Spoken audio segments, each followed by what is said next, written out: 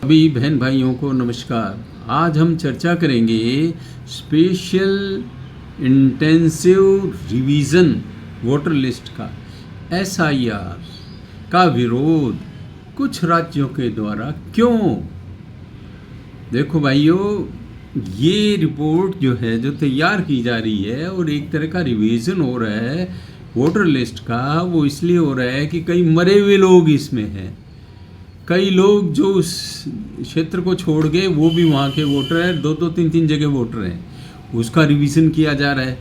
और फिर घुसपैठिए बांग्लादेश के, नेपाल तक के और रोहिंग्या। तो ये देश क्या धर्मशाला है?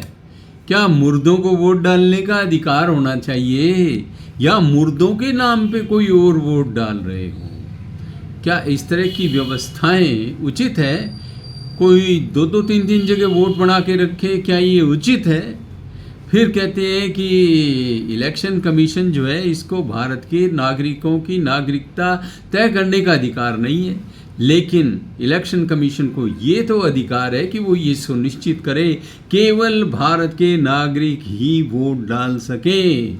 बाहर के घुसपैठिए या मरे हुए या कहीं और चले गए और उनकी जगह दूसरे लोग जो है वोट डालते रहें, ऐसा होना चाहिए।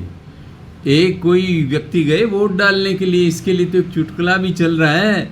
तो वहाँ क्या है कि उसने पूछा कि जी मेरी पत्नी का वोट क्या जी, वो 1 घंटे पहले ही डाल के चली गई। तो बोला कि मैं थोड़ी देर पहले आ जाता तो मुलाकात हो जाती, वो हर बार 1-2 घंटे पहले ही डाल के चली जाती है। तो उसने कहा भी क्या बात है, तुम इकट्ठे नहीं रहते क्या? कि नहीं, उससे तो मरे हुए ही 10 साल हो गए हैं। तो ऐसे ऐसे मरे हुए भी वोटर वोट डालते हैं।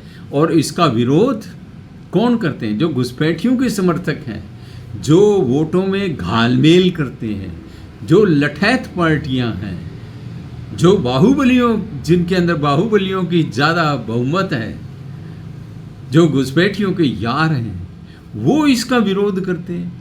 इधर ममता बनर्जी तो खैर इनके लिए वो बनी हुई है सबसे बड़ी मसीहा। जितने भी घुसपैठी हैं आओ बंगाल में, और बंगाल से ही आधार कार्ड और फर्जी कागजात तैयार करो, सारे भारत में फैल जाओ। ये सुविधा ममता, जिसे लोग बानो भी कहते हैं, ममता बानो भी कहते हैं, वो ये दे रही है इनको सुविधा।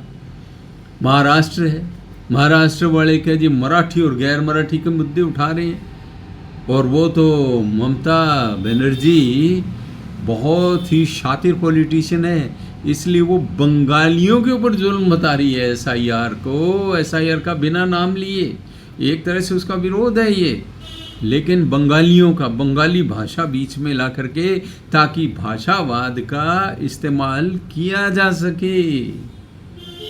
और इधर क्या है कि डीएमके वाले तो हैं ही बहुत महान लोग, वो तो कह रहे हैं मंदिरों की ज़मीनों पे हम स्कूल कॉलेज बना देंगे। तो भाई बना दोगे, बाकी चर्च वगैरह को उनको ज़मीन दे दोगे?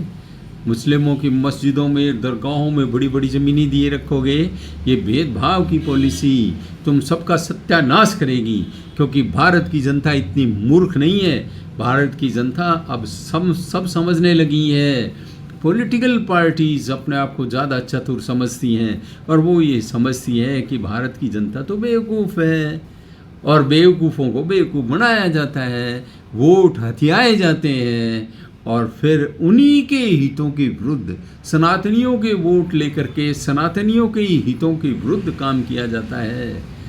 तो भाइयों, ये जो एसआईआर का विरोध करने वाले हैं, ये लोग वो हैं जो घुसपैठियों के समर्थक हैं, जो रोहिंग्याओं के समर्थक हैं। इन्हें वोट बैंक से मतलब है। देश गया भाड़ में, देश चाहे बर्बाद हो जाए, चाहे इनके बाद में जैसे ही डेमोग्राफिक संतुलन बिगड़ जाए तो फिर इनके वैसे ही जूते मारे जाएं जैसे बांग्लादेश में शेख हसीना के पड़े थे, और वो भारत में शरण लेने के लिए मजबूर हुई थी।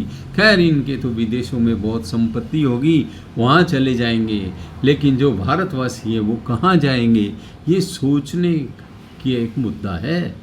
भाइयों, जो एसआईआर का विरोध करे उसका विरोध करो, और एक भी घुसपैठिए का वोट